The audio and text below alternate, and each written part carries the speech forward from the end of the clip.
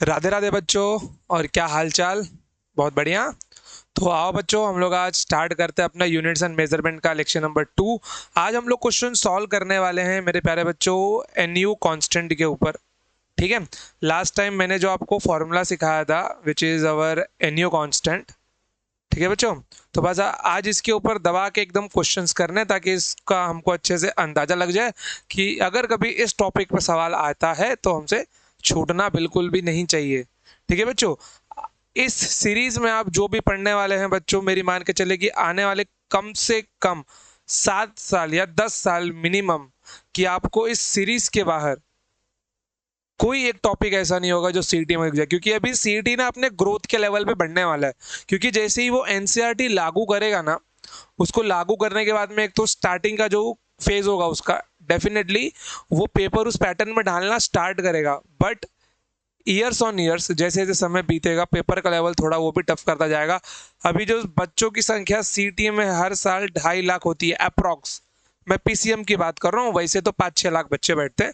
ये संख्या भी अब धीरे धीरे बढ़ने लगेगी। ठीक है बच्चों। तो आ जाओ स्टार्ट करते हैं हम लोग। ठीक है। तो आज हम लोग करने वाले questions on NU constant and dimensions of different physical quantities.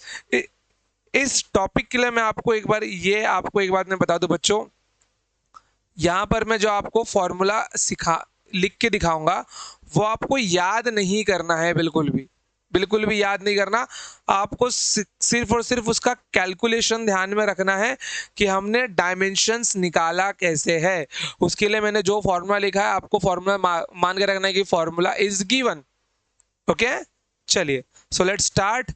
तो लास्ट टाइम हमने क्या देखा था कि अगर मेरे पास कोई फिजिकल क्वांटिटी है, अगर मेरे पास कोई फिजिकल क्वांटिटी है तो वो क्या होगा बच्चों, वो एक नंबर और यूनिट का मल्टीपल होगा। ठीक है। इट मीन्स मैं यहाँ से क्या बोल सकता हूँ, मैं यहाँ से बोल सकता हूँ कि एनयू का जो मल्टीप्लीकेशन है वो कांस्टेंट होगा। हमने बाद में इसका ग्राफ भी देखा था जो कैसा आया था, हाइपरबोलिक फंक्शन हमको यहाँ पे मिल गया था। ठीक है। आ जाओ, फिर यहां से हमको क्या मिल गया था, n1 u1 equals to n2 u2। ये हमको मिल गया था, बिल्कुल मिल गया था। अब देखो जरा यहां पर मैं इसको फिर से आपको बता दूं, ये n1 क्या है। ओके, ये आपका n1 क्या है, n1 इज द नंबर और मैग्नीट्यूड लिखो थोड़ा अच्छा लगेगा। Magnitude magnitude magnitude in first system of unit, in first system of unit. ठीक है। And what is the u1, थोड़ा सा ऊपर नीचे करके लिखते हैं, जगह बचना चाहिए ना। मैं भी रुको, थोड़ा इन भाई साहब को यहाँ पे लेके आऊं मैं। हाँ, know what is the u1, u1 is the unit in first system of unit. Okay, unit in first system, ऐसा भी लिख सकता हूं simple, in first system. Okay, तो ये मैग्नीट्यूड है फर्स्ट सिस्टम ऑफ यूनिट में और ये यूनिट है फर्स्ट सिस्टम ऑफ यूनिट का। मीन्स मैं क्या बोल रहा हूं, मैं 1 kg को 1000 ग्राम भी बोल सकता हूं। तो 1 इज n1 यू, और ये u1 क्या है मेरा, kg है। This is n1 u1 and n2 is 1000 and u2 is gram.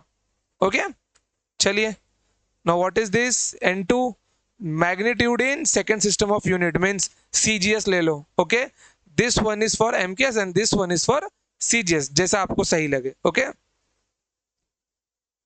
magnitude in second system of unit, magnitude in second system of unit। ठीक है बच्चों। नाउ ये unit in second system, unit in second system. ठीक है बच्चों, चलिए बहुत बढ़िया। आइए अब जरा क्वेश्चन करके देख ले। अब देखो मेरे क्वेश्चन का जवाब दो आप लोग। ठीक है, सपोज करो ये जो मेरा पेन है, इस पेन का लेंथ है 100 सेंटीमीटर। ओके, बहुत बढ़िया। यहां से बहुत मीलों दूर एक दूसरा देश है, मैं तो भारत का निवासी हूं, यहां से बहुत मीलों दूर एक दूसरा देश है। उस देश में इसी पेन के लेंथ को बोलते हैं 200 सेंटीमीटर। ध्यान में रखना।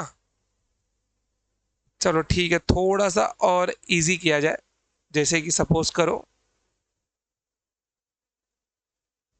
ये देखो, जैसे कि ये जो लेंथ है, इस रॉड का जो लेंथ है, ठीक है, इस रॉड का जो लेंथ है मैंने कितना बोल दिया, इसको मैंने बोल दिया 100 मीटर, या फिर मैं 1 मीटर बोल देता हूं, बेसिक यूनिट। ठीक है, लेकिन कोई दूसरा देश है, ठीक है, जहां पर रॉड सेम टू सेम है, बस रॉड का चाहिए तो मैं रंग चेंज किए देता हूं, रॉड का हम लोग रंग चेंज कर देते हैं, जहां पे इस रॉड के लेंथ को बोला जाता है 2 मीटर। ठीक है, जहां पे इस रॉड के लेंथ को बोला जाता है 2 मीटर। अब मेरा सवाल यह है बच्चों, क्या ये दोनों का लेंथ अलग अलग है? नहीं सर, बिल्कुल लेंथ सेम है, बस इनके यूनिट में थोड़ा सा दिक्कत लग रहा है हमको, कि ये एक देश में इसको 1 मीटर बोल रहे हैं, दूसरे देश में इसको 2 मीटर बोल रहे हैं, फिर भी लेंथ दोनों की बराबर काट के मिल जाती है। समझ गए? आपने यहाँ पे 1 मीटर का कपड़ा लिया, उसने कुछ इतना लंबा काट के दिया आपको। आप दूसरे देश में गए, बोला भैया हमको 2 मीटर का कपड़ा दो, उसने फिर से उतना ही लंबा दिया, क्योंकि उनके यहाँ पे 2 मीटर ही 1 मीटर है। मीन्स मेरे कहने का मतलब क्या है, कि अगर आप लोग यहाँ पे जिस यूनिट को मीटर बोलते हैं, वो लोग वहां पे उसी देश में उस यूनिट को 2 मीटर बोलते हैं। दो यहाँ पे नंबर नहीं है, ये पूरा का पूरा यूनिट है। समझ रहे हो? ये 2 मीटर पूरा का पूरा यूनिट है वहां पर। मीन्स अगर आप वहां पे मान लो ऐसा मानते हो कि भैया मुझे 1.5 मीटर का कपड़ा चाहिए, तो यहाँ पे यहाँ पे आपको कितना बोलना पड़ेगा? ऐसा सवाल है मेरा, कि अगर यहाँ पे आप 1 को 2 बोल रहे हो, तो ये 1.5 को कितना मानेगा? समझ गए? तो देखो यहाँ पर, जैसे कि मैं यहाँ पे लिखा N1 U1 equals to N2 U2। अब मैंने आपको गिवन कंडीशन क्या दिया, जिस यूनिट को मैं मीटर यहां पे बोल रहा हूं, कंपैरिजन यूनिट, उस यूनिट को, उसी लेंथ को वो लोग अपने यहाँ पे कितना बोल रहे हैं? 2 मीटर बोल रहे हैं। 2 मीटर लंबाई नहीं है अभी भी, it is a unit, basic unit. सबसे छोटी यूनिट सेम लेंथ के लिए कितनी है? 2 मीटर है। तो यहां पे मैंने क्या लिखा, देखो, सबसे पहली बात कि यहां पर मेरे को, मैंने लेंथ कितना लिया है? 1। यूनिट क्या है मेरा? मीटर है। N2 क्या है मेरा? यहाँ पर N2 मेरा मुझे निकालना है, N2 मुझे निकालना है, हाँ या ना? N2 मुझे निकालना है, तो इसको मैं क्या बोल दिया? इसको मैंने बोल दिया ये कुछ तो नया यूनिट है, मीटर डैश, ये कुछ तो नया यूनिट है, मीटर डैश। तो यहाँ पर ये क्या होगा?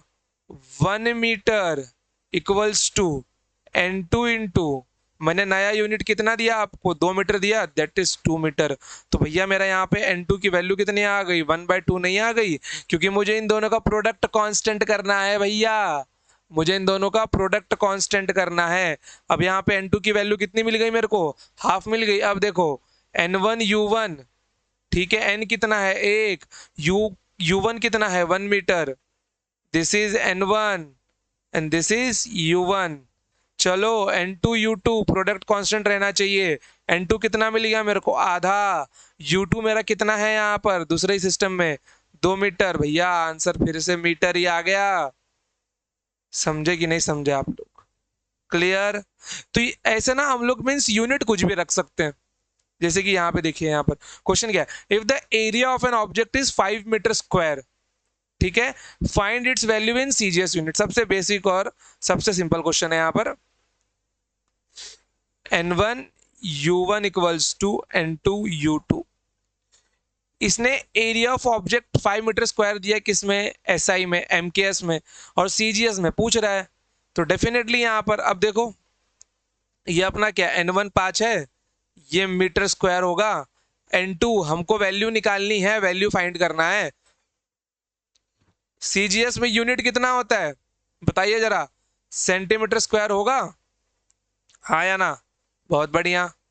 अब यहाँ पे देखिए ये 5 है, 1 मीटर को मैं क्या लिख सकता हूँ? 1 मीटर को मैं लिख सकता हूँ 100 सेंटीमीटर, इसका होल स्क्वायर, ये N2, ये सेंटीमीटर का स्क्वायर, क्या बन गया? 5 इंटू, अरे भैया ये 4 0 लग जाएंगे, इंटू सेंटीमीटर का स्क्वायर, N2 इंटू सेंटीमीटर का square, centimetre centimetre square cancel हुआ, तो N2 को मैं क्या बोल सकता हूँ? 50,000 बोल सकता हूँ। तो मैं सीजीएस में इसकी वैल्यू क्या लिखूंगा, 50,000 सेंटीमीटर स्क्वायर। देखो ना, मेरे को 5 मीटर स्क्वायर को लिखना है सेंटीमीटर में, तो ये 1 मीटर मतलब 100 सेंटीमीटर का स्क्वायर बन गया ना, 50,000 सेंटीमीटर स्क्वायर। बस वही है, N2 की वैल्यू क्या मिल गई यहाँ पे, 50,000। अब ये एक वर्ड आप लोग ध्यान में रखना, वैल्यू, ये आगे मैं आपको रिलेट करवाऊंगा मैं ऐसा क्यों बोल रहा हूँ, वैल्यू को ध्यान में रखना। चलिए बहुत बढ़िया, आगे आइए। अब देखिए ये अच्छा सवाल है। क्वेश्चन क्या है, if the unit of length becomes double. भैया ये यूनिट को डबल कर रहा है, लेंथ को डबल नहीं कर रहा। क्लियर, ये यूनिट को डबल कर रहा है, लेंथ को डबल नहीं कर रहा। ठीक है, मींस अगर पहले में फर्स्ट सिस्टम में लेंथ का यूनिट मीटर है, तो दूसरे में लेंथ का यूनिट क्या लिया मैंने दूसरे में लेंथ का यूनिट लिया 2 मीटर। ओके बच्चों, ठीक है बच्चों। तो मैंने क्या किया, मैंने यूनिट ऑफ लेंथ को डबल कर दिया, जो पहले मीटर था अब वो 2 मीटर हो गया, 2 मीटर यूनिट है। ठीक है, चलो तो फिर से यहाँ पे वैल्यू पूछी गई है, वैल्यू वर्ड ध्यान में रखना आपको। जब जब वैल्यू पूछा जाएगा तो समझ जाना कि NU इक्वल्स टू कॉन्स्टेंट ही लगाना है। क्लियर, तो ये आपका क्या बन गया, N1 U1 equals to N2 U2। आ जाओ, अब N1 कितना है आपका, यहाँ देखो एरिया यहाँ पे दिया हुआ है ना, ये आपका N1 है और ये आपका U1 है, तो 5 मीटर स्क्वायर। N2 हमें फाइंड करना है। U2 क्या बोल रहा है, U2 बोल रहा है भैया कि ये जो U2 है मीटर 2 मीटर बन गया, तो मैं यहाँ पे कुछ नहीं करने वाला है भैया, ये U2 और कुछ नहीं है 2 मीटर। एक काम करो, आप इसको M डैश लिख लो फिलहाल के लिए, M डैश का स्क्वायर मीन्स ये आपका U1 होगा और ये आपका U2 होगा। ओके, तो यहाँ पे क्या होगा, ये आपका 5 मीटर स्क्वायर हुआ, ये N2। मैं अब इसको मीटर को, इसका यूनिट क्या लिखने वाला हूँ, 2 मीटर का स्क्वायर लिखने वाला हूँ, 2 मीटर का स्क्वायर लिखने वाला हूँ। तो ये क्या मिल गया, 5 metre square equals to N2 into 4 metre square. Metre square cancel हुआ, तो N2 की वैल्यू कितनी मिल जाएगी, 5/4 मिल जाएगी। समझे कि जिस जिस जगह पर अगर मेरा यूनिट 2 मीटर होगा, तो उसका एरिया मापने के लिए मुझे नंबर कितना बोलूंगा मैं, it's a 5/4 metre square, it's a 5/4 metre square. समझ जाना ध्यान से, क्योंकि इनका मल्टीप्लीकेशन कांस्टेंट मिलना चाहिए। ध्यान से देखो, मैं अगर यहाँ पर भी N1 U1 लगाऊंगा तो क्या मिलने वाला है, 5 मीटर स्क्वायर होगा। मैं अगर N2 U2 लगाऊंगा, N2 कितना मिल गया मेरे को, ध्यान से बताओ मेरे को, N2 मेरे को 5/4 मिल गया है, इसका यूनिट क्या होगा, 2 मीटर का स्क्वायर होगा। ये बच्चा अगेन फिर से 5 मीटर का स्क्वायर ही मिलने वाला है। Product must be constant. अगर इनके यहाँ पे यूनिट ही 2 मीटर की है तो मैग्नीट्यूड कितना होगा, 5/4 का होगा। समझ गए, चलिए। या फिर आप लोग ऐसा समझ सकते हैं, अगर प्रैक्टिकल वे में समझाऊं, कि ये दो एरिया है, एक अपने यहाँ पे एक उनके यहाँ पर। ठीक है, अपने यहाँ पे इसका एरिया हमने कैलकुलेट किया 5 मीटर स्क्वायर, लेकिन इनके यहाँ पे यूनिट ही 2 मीटर है, तो वो लोग इसको इसको उसको कितना कैलकुलेट करेंगे, वो लोग इसको कैलकुलेट करने वाले हैं 5/4 2 मीटर का स्क्वायर, क्योंकि ये यूनिट ही है। समझ गए, चलिए बहुत बढ़िया।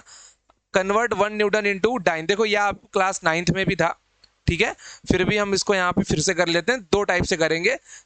तो सबसे पहले 1 न्यूटन और ये डाइन हमारा होता है सीजीएस में, और 1 न्यूटन अपना होता है एमकेएस में।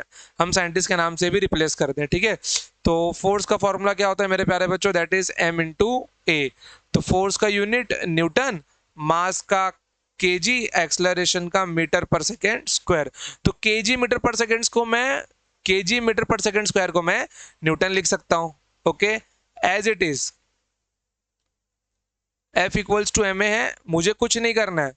मैं केजी को ग्राम में लिखना चाहता हूं, मीटर को सेंटीमीटर में लिखना चाहता हूं, इसको सेकंड स्क्वायर लिखना चाहता हूं, तो इनके मल्टीप्लाई को मैं डाइन बोलूंगा, ठीक है।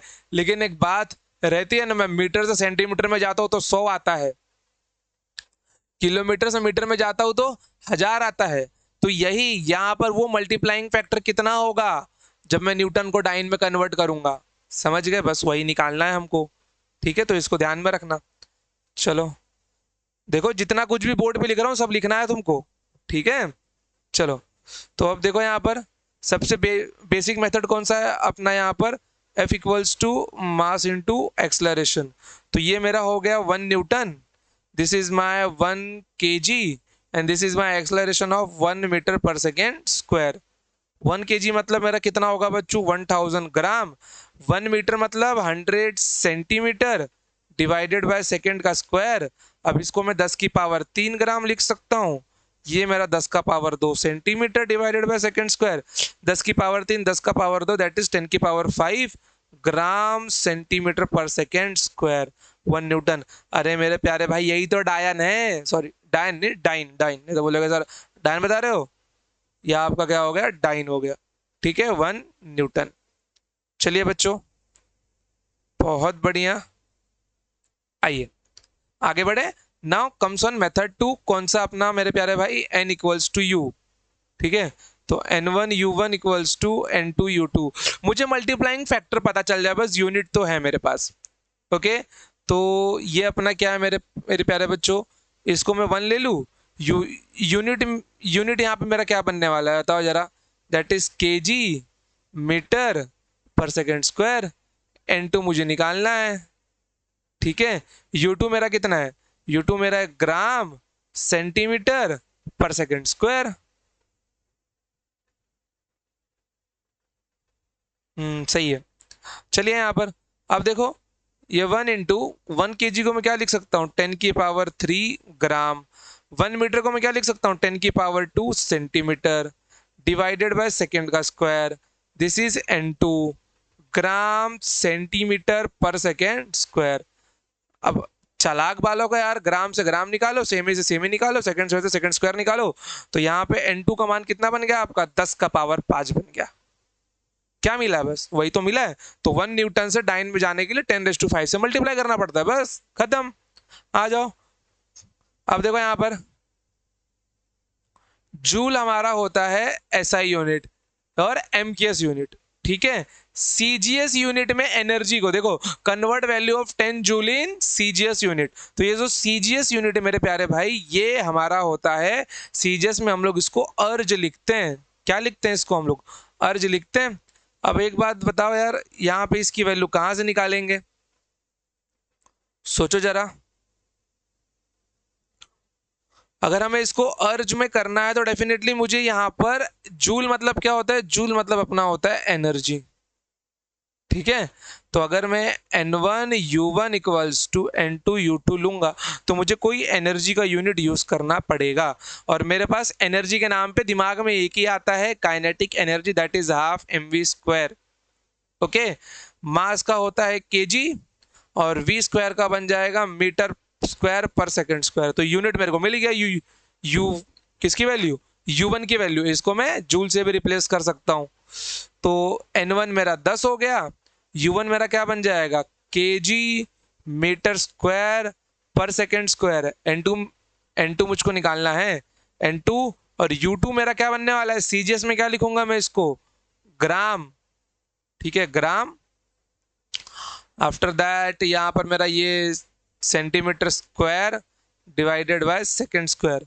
अब बताओ यार, चालाक बालक हो तो इसको क्या लिखोगे, इसको आप लोग लिखोगे 10 की पावर 3 मीटर स्क्वायर है ना, 100 सेंटीमीटर मतलब 10 की पावर 4। और यहाँ पे आप लोग इसको लिख दोगे सेंटीमीटर स्क्वायर। देखो ये फिर से बताऊँ क्या मैं, 1 metre is nothing but 100 centimetre, 10 का स्क्वायर सेंटीमीटर, उसका भी स्क्वायर है 10 की पावर 4। तो divided by second square n2 into it is, अच्छा यहाँ पे ग्राम भी आएगा, ओके वेट, अब लिखा ही देता हूँ अच्छे से, ग्राम 10 की power 4 centimetre square divided by second square n2 gram centimetre square second square, ठीक है। अब ध्यान दो, यहाँ पे ग्राम से ग्राम कैंसिल होगा, सेमी स्क्वायर से सेमी स्क्वायर, सेकंड स्क्वायर से सेकंड स्क्वायर, कितना आ गया, 10 की पावर 8 मिल गया ना। तो n2 इज नथिंग बट 4 3 7 1 8, 10 की पावर 8। तो यहाँ पर मैं 10 जूल को कितना लिख सकता हूँ, 10 की पावर 7 अर्ज भी लिख सकता हूँ। कंपेरिजन यूनिट अपना ये n1 u1 n2 u2, clear एकदम। चलिए बहुत बढ़िया, आगे बढ़ते हैं हम लोग। आइए, देखिए, जहां जहां पर आपको ये शब्द दिखेगा वैल्यू, तो समझ जाना है कि एनयू कांस्टेंट आपका एप्लीकेबल होगा। आंख बंद करके ये वैल्यू लगा दीजिएगा। जहां जहां पे आपको वैल्यू दिखे, remember it, nu equals to constant. Nu equals to constant क्या है यहाँ पे आपका एप्लीकेबल है। ठीक है, चलिए।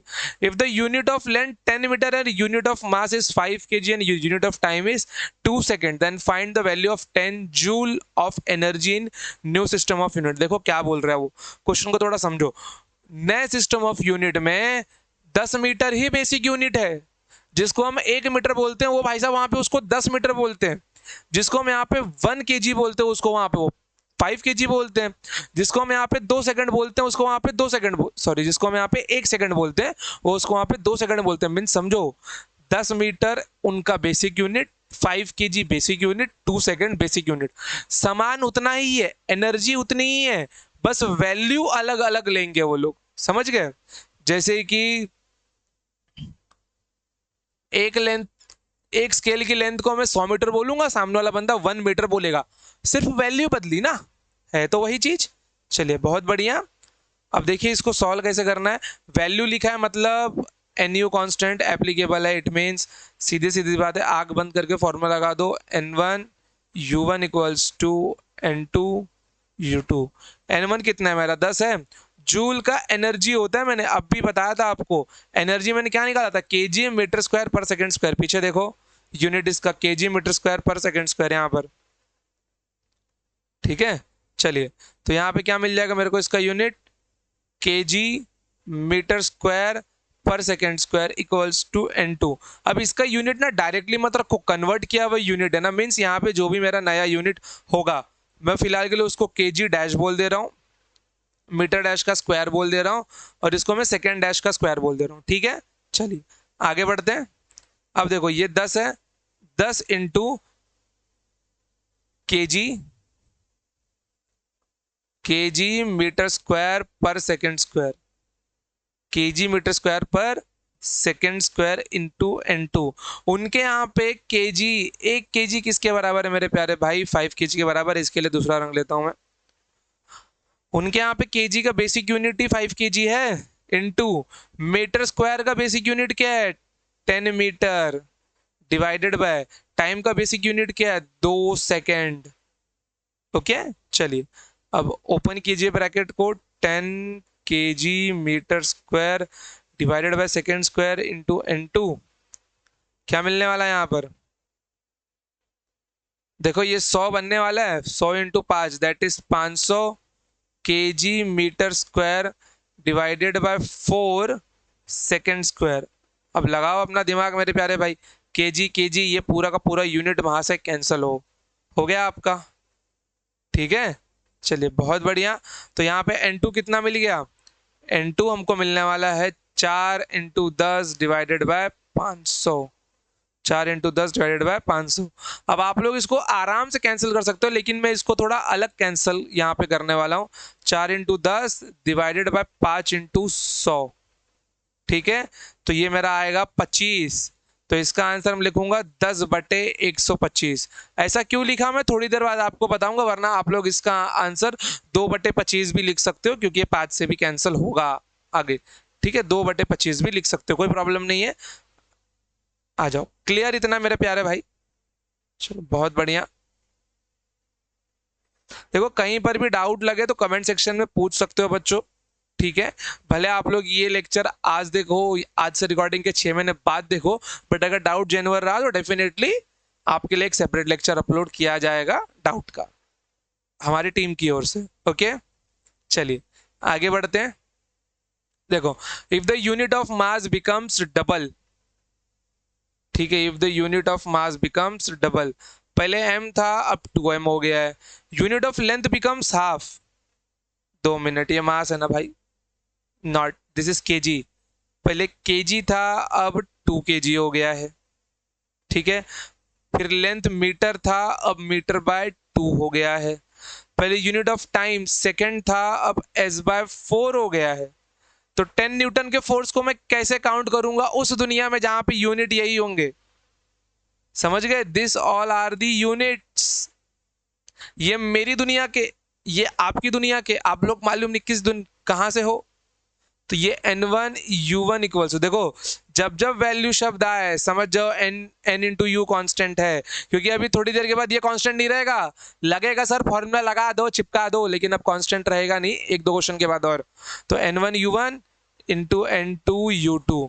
N1 कितना है मेरा 10, U1 न्यूटन है ना, mass into acceleration KG metre पर सेकेंड स्क्वायर। तो this is my KG into metre पर सेकेंड स्क्वायर। ओके, अच्छे से लिखो यार, कैसा लिख रहा हूं मैं। 10 न्यूटन केजी मीटर पर सेकेंड स्क्वायर। N2 की वैल्यू निकालनी है मेरे को, और U2 में कितना लिखने वाला हूं यहाँ पर, KG dash into metre dash divided by second dash का स्क्वायर। बहुत सारे बच्चों लोग ने इसको डायरेक्टली भी रखा होगा, सर केजी की जगह 2 केजी रख दो, मीटर की जगह m/2 रख दो, s की जगह s/4 रख दो। नहीं, बट हम थोड़ा सिस्टमेटिक वे में जाएंगे, क्योंकि जो बच्चे थोड़े से कमजोर है उनको भी साथ में लेके चलना पड़ेगा। तो केजी मीटर पर सेकेंड स्क्वायर N2 इंटू ये क्या है मेरा केजी डैश मतलब 2 केजी। इनके लिए दूसरा रंग लू क्या मैं, इस इज 2 केजी। मीटर डैश मतलब metre by 2 divided by s/4 का whole square. Okay, now 10 KG metre पर second square equals to N2 into क्या बनने वाला है यहाँ पर, देखो 2 से 2 कैंसिल हुआ, तो यहाँ पर केजी मीटर, यहाँ पे क्या आ रहा है, ये 16 ऊपर जाएगा ना मल्टीप्लाई होके, तो 16 यहाँ पे भेज दो, और यहाँ पर सेकेंड का स्क्वायर s/16 होगा यहाँ पर। तो ये KG metre second square cancel हुआ, तो N2 की वैल्यू कितनी मिल गई हमको, 16/10। कितनी मिल गई बच्चों, 16/10 हमको मिल गई इसकी वैल्यू। क्लियर? कोई डाउट है यहाँ तक? नहीं, बहुत ही बढ़िया। ठीक है, तो बढ़ते हैं आगे, आ जाओ। चलो यार, करते हैं आगे, आ जाओ। लगाओ जरा इस सवाल को यार। देखो, that is a new type 1। Okay, मैं यहाँ पे लिख देता हूँ न्यू टाइप क्वेश्चन। ओके,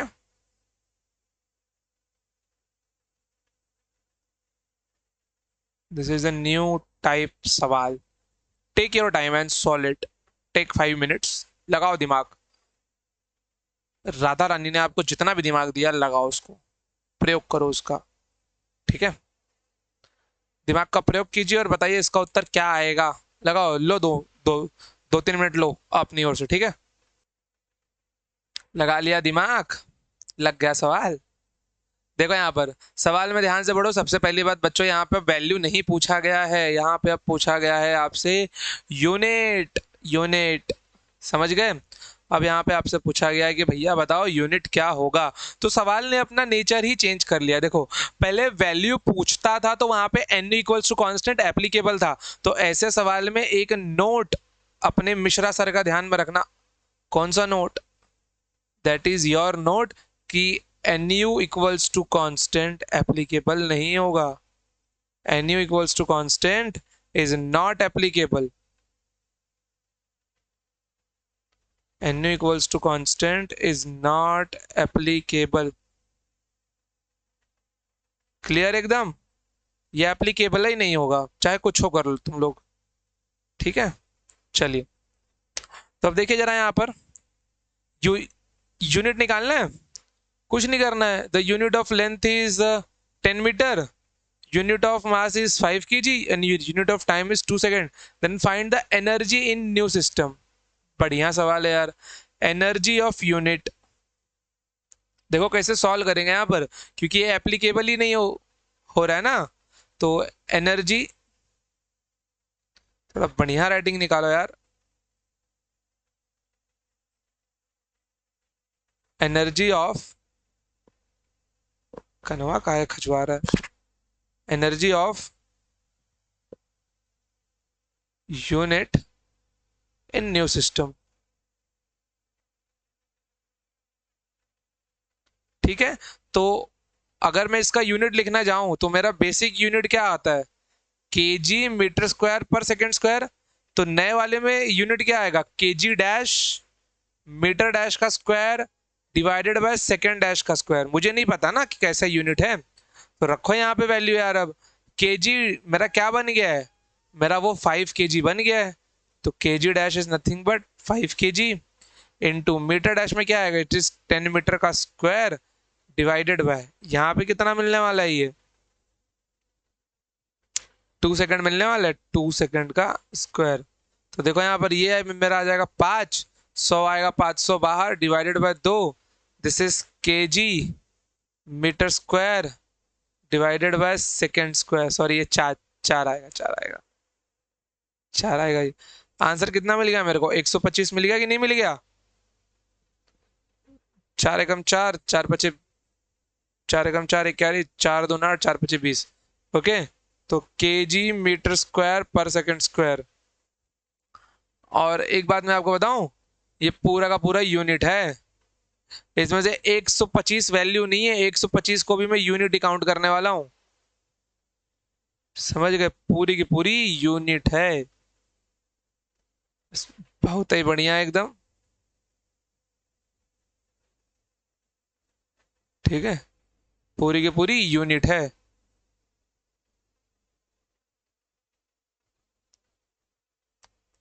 ये पूरी यूनिट है, नहीं तो बोलेगा सर 125 तो वैल्यू है। ये पूरी यूनिट है, 125 भी यूनिट का ही हिस्सा है। ठीक है, जैसे कि यहाँ पे अभी आपको बोल देता कि भैया एक काम करो, 10 जूल की वैल्यू बताओ न्यू न्यू सिस्टम में, तो आप लोग इसको 10 से मल्टीप्लाई करते बस, और कुछ नहीं करते।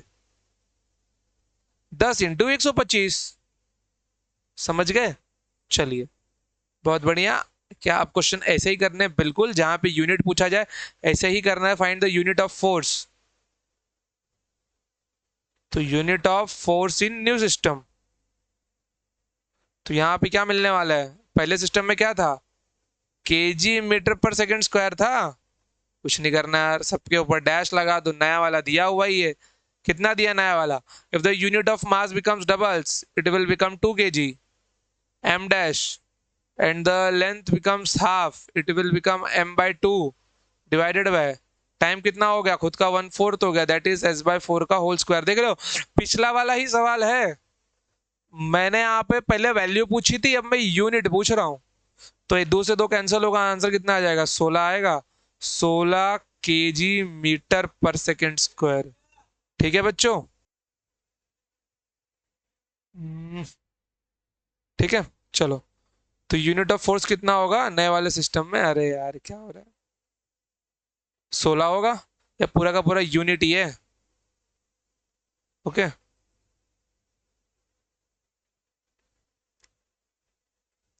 चलिए भाई लोग आगे बढ़ते हैं।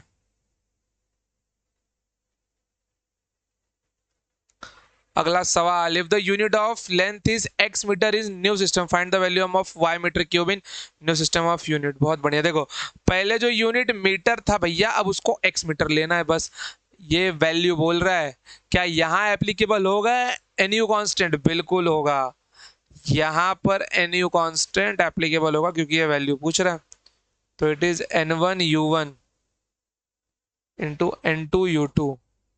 कितना होगा ये, n1 कितना होगा अपना, देखो इसकी वैल्यू निकालनी है तो इसको n1u1 में रखो, y metre cube into x. n2 कितना है मेरा, सॉरी सॉरी n2 तो निकालना है, u2 कितना है मेरा, x मीटर है तो x मीटर का क्यूब। कितना बन गया ये, y metre cube into n2 into x cube metre cube. तो n2 की वैल्यू कितने मिलेगी, that is y by x cube. Clear, आगे बढ़ते हैं। If the unit of length is x metre in new system then find the unit of volume in new system. अरे पिछले के जैसा ही सवाल है यार, यूनिट ऑफ वॉल्यूम। ठीक है, अच्छा एक बात बताओ, अगर मैं चाहता हूं कि इसका प्रोडक्ट कांस्टेंट रहे, जैसे n1u1 क्या है मेरा, y मीटर क्यूब है, तो मुझे n2u2 को भी ना, मुझे n2u2 को भी y मीटर क्यूब ही रखना है। तो इस n2 कितना मिल गया मेरे को, y बाय एक्स क्यूब मिल गया है। तो U2 कितना होगा मेरा, सीधी सी बात है भैया, यहाँ पे दिखाई दे रहा है ना कि U2 की वैल्यू कितनी लूंगा मैं, x मीटर का, यहाँ पे x क्यूब मीटर क्यूब लूंगा मैं इसको। तो जैसे मैंने x क्यूब मीटर क्यूब लिया, देखो मैंने x क्यूब मीटर क्यूब लिया, तो ये मेरे को y मीटर क्यूब मिल गया। मतलब कि मेरा यूनिट कितना रहा, यहाँ पे अभी x क्यूब मीटर क्यूब है, तो यहाँ पे क्वेश्चन क्या पूछा है, अगर unit of length x metre है तो नए सिस्टम ऑफ यूनिट में इसका यूनिट ही तो निकालो। तो यूनिट कितना मिलना चाहिए, x क्यूब मीटर क्यूब मिलना चाहिए मुझे, तो निकालो यार। यहाँ पे क्या होगा, ये मीटर क्यूब रहता है लेकिन मीटर मेरा x मीटर है। यूनिट ऑफ वॉल्यूम कितना होता है, मीटर क्यूब ना, लेकिन नए सिस्टम में वो x मीटर है, तो it is x cube metre cube. Clear यार, अब ये भी कोई सवाल हुआ, बहुत बढ़िया। चलो यहाँ तक अपना एनयू कांस्टेंट पे सवाल समाप्त हुए बच्चों। देखो कोई भी प्रकार किसी प्रकार की शंका होगी पूछ लेना, ठीक है, डाउट्स आए पूछ लेना। और अगर आप मुझसे बुक्स की डिमांड करोगे, ठीक है, तो एक काम करते हैं, मैं आपको पहले एक छोटी सी बुक लिस्ट यहाँ पे बता देता हूँ, कहाँ पे जाऊँ, पहला वाला स्लाइड का है अपना। देखो मैं यहाँ पे ना आपको एक बुक लिस्ट में यहाँ पे आपको बता देता हूँ कि कौन कौन सी बुक आपको लेकर रखनी है जो मस्ट सॉल्व करना, ठीक है। सबसे पहले आपको एक जेई की पीवाईक्यू की बुक रखना, पीवाईक्यूज की, वो भी कहाँ से मालूम है, 2020 से 2024 या 2025 तक की रखना आप। 25 की तो मिलने नहीं वाली, आप 24 की रख लो, जिसको जो आज से 4 महीने बाद लेगा वो 25 की भी लेना। ये मैं क्यों बोल रहा हूँ, क्योंकि इसके पहले मतलब कि क्वेश्चंस आपके किसी काम के नहीं है, इसके लिए। फिर उसके बाद में आपको नीट की पीवाईक्यू की बुक रखनी है, एक नीट की पीवाईक्यूज की बुक रखनी है, और उसके आप लोग सारे के सारे ले लो यार, ऑल पीवाईक्यूज, ठीक है। ये तो मिनिमम है मेरी ओर से एकदम, ठीक है। उसके बाद में रुक जाओ यार, इसके पहले जो चीज था आपको क्लास नोट्स करना जरूरी है। क्लास के ही क्वेश्चंस को क्लास नोट्स के ही क्वेश्चंस को कम से कम 3 बार प्रैक्टिस करो, कम से कम 3 बार प्रैक्टिस करो, क्योंकि मैं क्लास में ही इतने सवाल करवा दूंगा कि जितने किसी रेफरेंस बुक में नहीं होंगे। तो कोई रेफरेंस बुक लेने के लिए मैं सजेस्ट नहीं करने वाला आपको, ठीक है। उसके बाद क्या करना है आपको, कम से कम डेली के मिनिमम से मिनिमम आपको 10 क्वेश्चन से सॉल्व करना स्टार्ट करना है। 10 क्वेश्चन, ज्यादा नहीं, 10 क्वेश्चन। अगर आप लोग खुद को 10 महीने का भी टाइम देते हो ना मेरे प्यारे भाई, खुद को अगर आप लोग 10 महीने का भी टाइम देते हो, ठीक है, तो कम से कम 10 महीने मैं मिनिमम टारगेट रखता हूँ। जो ड्रॉपर है, जो 12th में है, जो 11th में, उसके पास तो भरपूर समय है यार, ठीक है। कम से कम 10 महीने आपको डेली के, अगर आप लोग 10 क्वेश्चन करते हो तो महीने के 300 सवाल, 300 × 10 कितने हो गए, 3000 सवाल। इतना तो मिनिमम एक बच्चे को जो कॉम्पिटिटिव एग्जाम की तैयारी कर रहा है, एक सब्जेक्ट के, उसको इतने क्वेश्चन लगाने ही पड़ेंगे, ताकि आप लोग सीईटी में 200 में से 180 प्लस रख पाए। मैं 165 या 170 का टारगेट नहीं देता हूँ। इंपॉर्टेंट क्वेश्चंस बताने वाला मास्टर नहीं हूँ मैं भाई, ठीक है। अगर आपको इंपॉर्टेंट क्वेश्चन चाहिए, मास्टर चेंज कर लो, सीधी सी बात है, ठीक है। तो अगर आपको 180 के ऊपर जाना है तो मिनिमम, ये मिनिमम टारगेट है आप, कि ये बाय डिफॉल्ट आपको करना ही है इतना। अगर ये 4 चीजें आप लोग कर ले जाते हो ना, इसके ऊपर कोई रेफरेंस बुक लगानी वो आपकी इच्छा है यार, मुझे कोई प्रॉब्लम नहीं है। रेफरेंस बुक लगाओ, चाहे जो लगाना लगाओ आप लोग, और देख लेना लगभग सारे सवाल बना लोगे। तो क्या आप लोग केवल सीटी दोगे इतना पढ़ने के बाद, मेरे बच्चा ये कोर्स पढ़ने के बाद में जेई मेंस का अटेम्प्ट भी देना आप लोग, ठीक है। जेई मेंस का भी देना अटेम्प्ट, उसके बाद में सीयूईटी का अटेम्प्ट भी देना, बीटेक सीयूईटी से भी होता है, ठीक है। हाँ बस जेई मेन सीयूटी भी देना, फिर उसके बाद में एनसेट का पेपर होता है वो भी देना, ठीक है। बट इसके लिए छोड़ो, ये दोनों पेपर तो आप लोग देना ही देना मिनिमम, ठीक है। चलिए आगे बढ़ते हैं अब। तो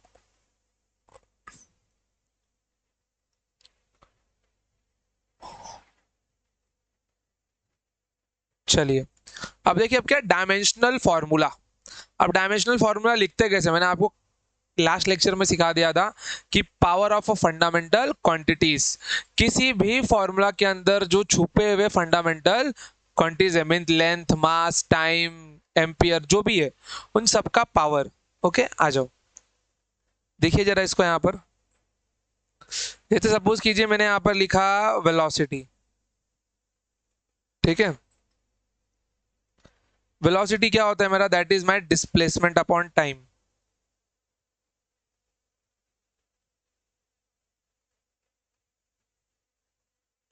that is displacement upon time. Displacement क्या है मेरा, लेंथ है, ये मेरा टाइम t है, it means it is L t-1।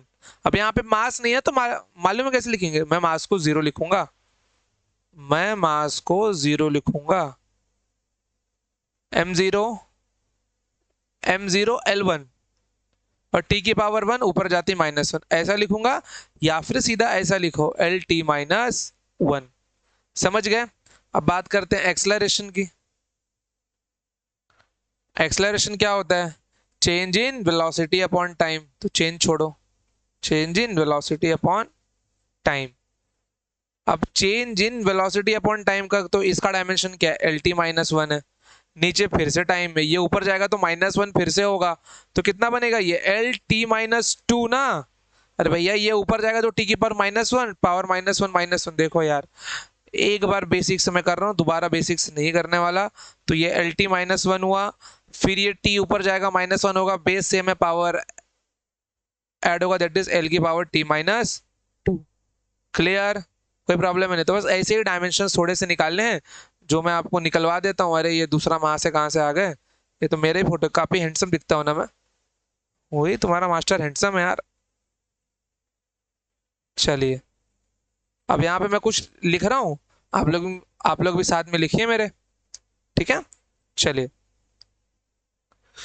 तो वेलोसिटी का डायमेंशन क्या होता है, वेलोसिटी का डायमेंशन आपका होता है that is displacement upon time, तो L upon T, L t-1। तो आपका एक्सलरेशन क्या होगा, वेलोसिटी अपॉन टाइम t, ठीक है। Velocity upon time t means L t-1 upon t, L t-1 upon t which is nothing but L t-2। उसके बाद में आपका फोर्स आता है, फोर्स मतलब मास इनटू एक्सलरेशन, तो मास का डायमेंशन तो m होगा, एक्सलरेशन का डायमेंशन क्या आपका L t-2, तो क्या मिलने वाला है आपको, ये आपको मिलने वाला है m L t-2। क्लियर एकदम। फोर्स मिल गया आपको यहाँ पर। मोमेंटम क्या होता है आपका, मोमेंटम आपका होता है मास इनटू वेलोसिटी, मास का m और वेलोसिटी का L t-1। ये सारे डायमेंशन सीक्वेंस में याद रखना है, मिनिमम से मिनिमम, जितना मैं आपको याद यहाँ पे करवा दूं। उसके बाद आते हैं एनर्जी के डायमेंशन पे। एनर्जी का फॉर्मूला क्या होता है, ध्यान से देखना, mgh होता है। देखो, एनर्जी का कोई भी फॉर्मूला ले लो, work done is a form of energy which is force into displacement. Okay, pressure into volume भी क्या होता है आपका, एनर्जी ही होता है। समझ गए। तो कुछ नहीं करना, आप जो भी फॉर्मूला होगा डायमेंशन सेम ही मिलने वाला है। ये आपका हो गया m, g का हो गया आपका L t-2 और h का आपका हो गया लेंथ। कंबाइन करो, दो लेंथ है तो m L2t-2। अब दो चीजें यहाँ पे नोट करना मोस्ट इंपॉर्टेंट है, ठीक है। जब तक प्राण रहेंगे ये बातें ध्यान में रखना, मोस्ट इंपॉर्टेंट। चाहे कुछ भी भूल जाओ, ये मत भूलना, ये दो डायमेंशन, ओके, मोस्ट इंपॉर्टेंट। एक तो फोर्स का डायमेंशन, अरे महाशय, एक आपका, हाँ, एक आपका फोर्स का डायमेंशन क्या है, वो M L t-2, और एक आपका एनर्जी का dimension that is M L2t-2। घोल के पी जाओ, रट्टा मार लो, ML t-2, ML2t-2, ML t-2, ML2t-2। Force का और एनर्जी का डायमेंशन आपको याद होना चाहिए। आप लोग हर फॉर्मूला का डायमेंशन इसी से निकाल लोगे, हर फॉर्मूला, जो भी फॉर्मूला हो, लगभग लगभग सारे फॉर्मूला का डायमेंशन आप इसी से निकाल लोगे। क्लियर एकदम, कोई प्रॉब्लम, कैसे निकालना मैं आपको सिखाऊंगा नेक्स्ट लेक्चर में। फिलहाल के लिए आप लोग इतना ही ध्यान में रखो कि ये डायमेंशन आपको याद करने हैं, ML2t-2, ML2t-2, ML2t-2 and ML t-2, force and energy का डायमेंशन। क्लियर एकदम। चलिए जरा, अरे 2 मिनट यार, इसको ना लग रहा है डिलीट करना पड़ेगा, नहीं छोड़ो, डिलीट क्या करूं, आगे आगे बढ़ जाते हैं।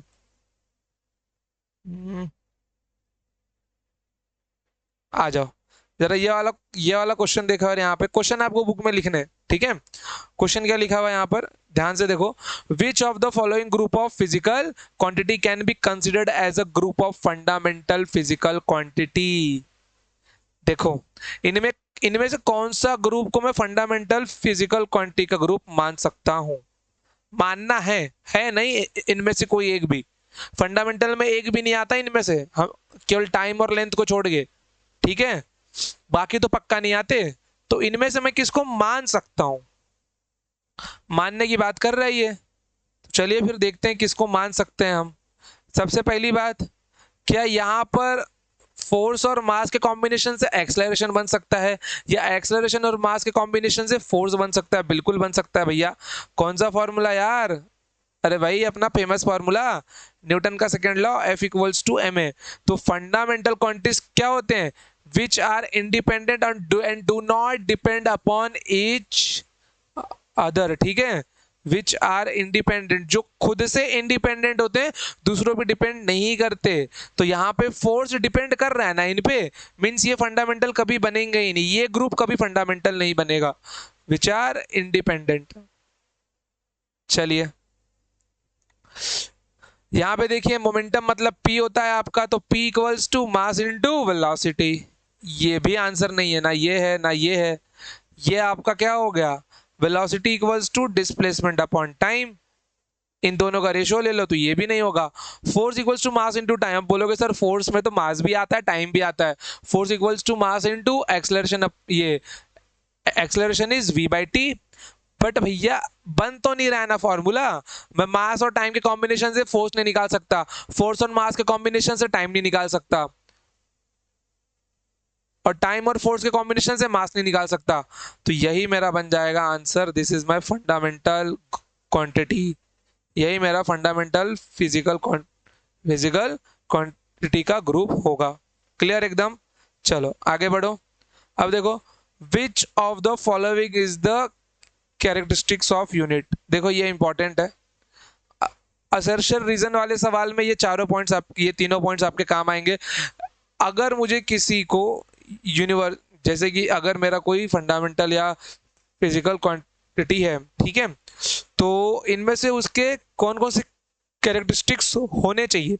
सबसे पहला, unit must be universally accepted, भैया वो तभी चल पाएगा जब यूनिवर्सली क्या होगा, एक्सेप्टेड होगा। अगर मैं इस लेंथ को 1 मीटर यहाँ पे बोलूँ, दूसरे देश में जाके मैं इसी लेंथ को 5 मीटर बोलूँ, नहीं चलने वाला ना, 1 मीटर यहाँ भी बोलो 1 मीटर दूसरे देश में भी बोलो।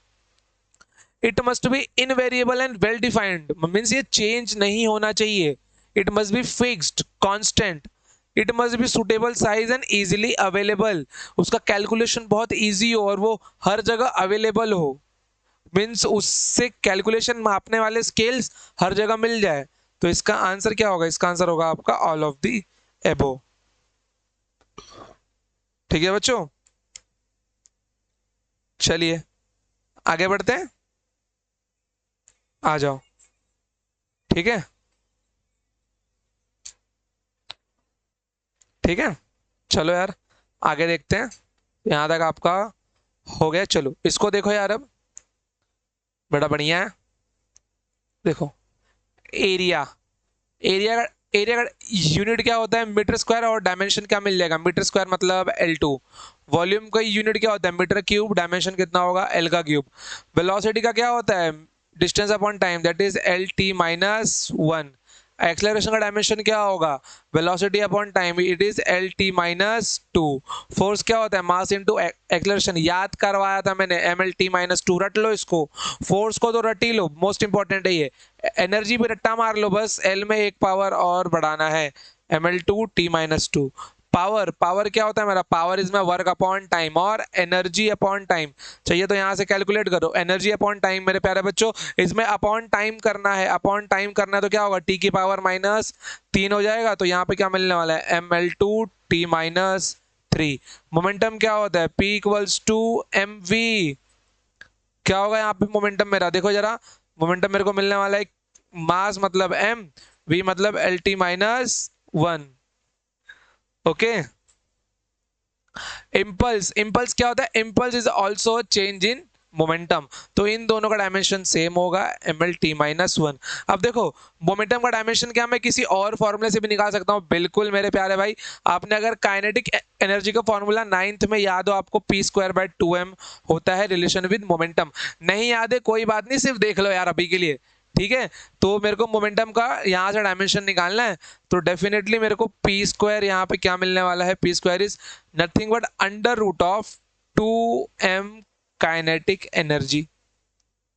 ओके, तो क्या यहाँ से भी मेरे को यही मिलने वाला है? बिल्कुल यही मिलने वाला है, आपको ध्यान में रखो।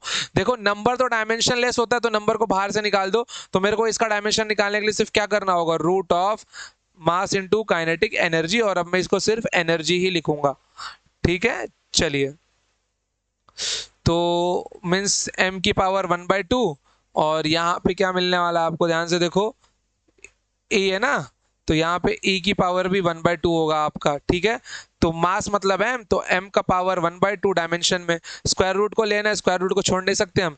e का डायमेंशन क्या है मेरे प्यारे बच्चों, ml2t-2 पावर 1/2, पावर अंदर जाएगा तो यह आपका बन जाएगा m की पावर 1/2, यहाँ पे पावर अंदर जाती m की पावर 1/2, यहाँ पे अंदर जाती 2 से 2 कैंसिल होगा तो l की पावर 1, और ये 2 से 2 कैंसिल होगा तो t की पावर -1। m सेम है, पावर ऐड कर दो 1/2 प्लस 1/1 m, तो ये m का 1 l1 t-1। देख रहे हो मोमेंटम का डायमेंशन क्या आ गया, सेम नहीं निकल गया? निकल गया ना सेम, ml_1। इसको मत लिखो, 1 है तो ml_1। और नंबरिक फॉर्म में इसका डायमेंशन कैसे लिख सकता हूं मैं, 1 1 है तो 1 1 -1, ये इसका डायमेंशन होगा इन न्यूमेरिक फॉर्म।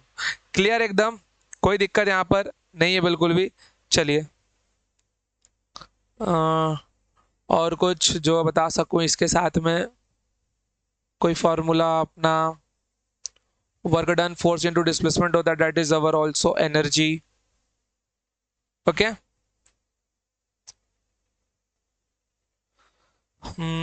और कोई जो आपको पता हो? हाँ, हम लोग ग्रेविटेशनल कांस्टेंट कैलकुलेट कर सकते हैं मेरे प्यारे भाई, ठीक है। Calculate dimension of gravitational constant, universal gravitational constant. Okay, dimension of universal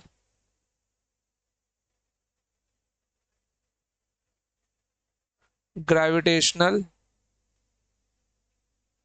constant क्या मिलने वाला है, जरा ध्यान से देखो जरा यहाँ पर, इसका डायमेंशन क्या मिल जाएगा मेरे को।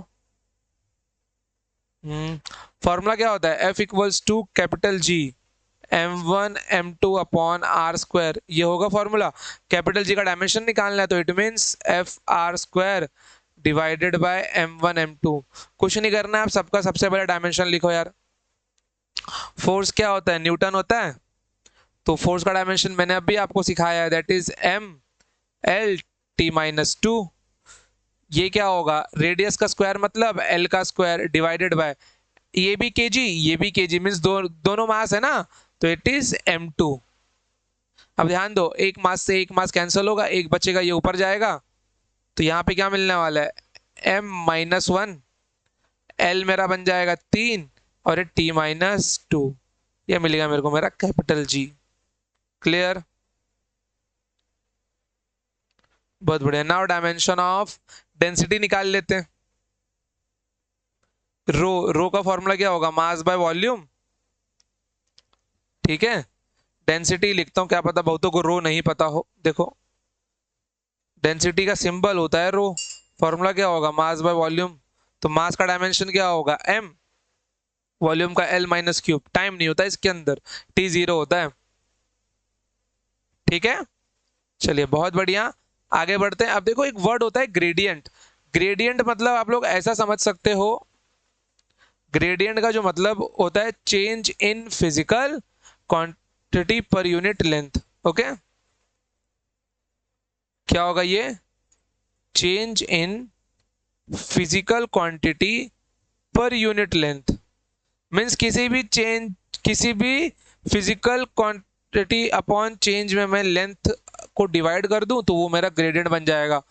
अगर मैं बात कर रहा हूं कि इसकी वेलोसिटी ग्रेडियंट की, मतलब मैं क्या कर रहा हूं, change in velocity, change in velocity upon length. तो इसका डायमेंशन क्या होगा मेरे प्यारे भाई? तो ऊपर क्या मिलने वाला है? L T minus one divided by क्या आएगा नीचे? एल आएगा, एल सेल कैंसिल हो, क्या बन गया? टी माइनस वन मिल गया मेरे को। ठीक है।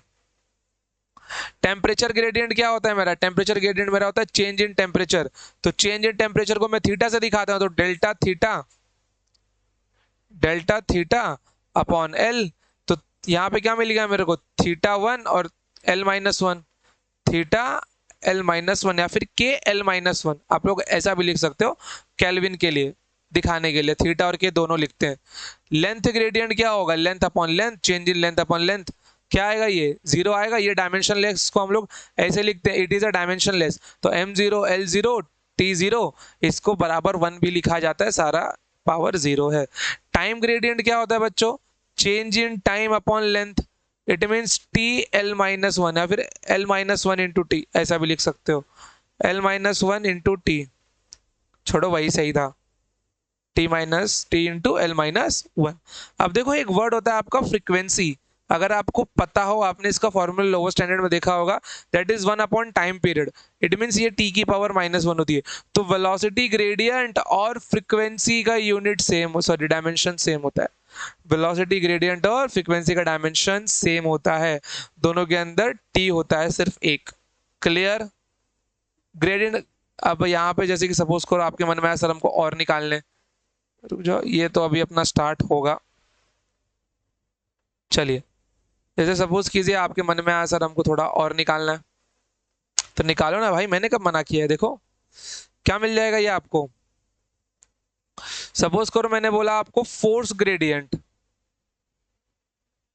फोर्स ग्रेडियंट, तो क्या होगा ये? Change in force upon length, मतलब M L T minus two upon L, क्या मिल गया है मेरे को? एम टी माइनस टू मिल जाएगा। ठीक है। मैंने आपको बोल दिया, मान लो एक्सलरेशन ग्रेडियंट, एक्सलरेशन ग्रेडियंट क्या मिल जाएगा? Change in acceleration upon L, तो ये क्या मिल गया मेरे को? L T minus two upon L, it means T minus two. ठीक है। और कुछ मैं आपको बोल दूंगा मोमेंटम ग्रेडियंट या फिर एनर्जी, एनर्जी ग्रेडियंट। चलो, एनर्जी ग्रेडियंट, सवाल नहीं था, मैंने बना के फेंक दिया। तो change in energy upon length, कितना बन जाएगा ये? M L two T minus two, energy याद कर लो, फिर से बोल रहा हूं मैं, M L two T minus two, तो यहाँ पे क्या मिलेगा? एक एल से एल कैंसिल होगा, तो M L T minus two. देखो ना, एनर्जी ग्रेडियंट और फोर्स का डायमेंशन सेम होता है, दिख रहा है? फोर्स का डायमेंशन क्या? M L T minus to.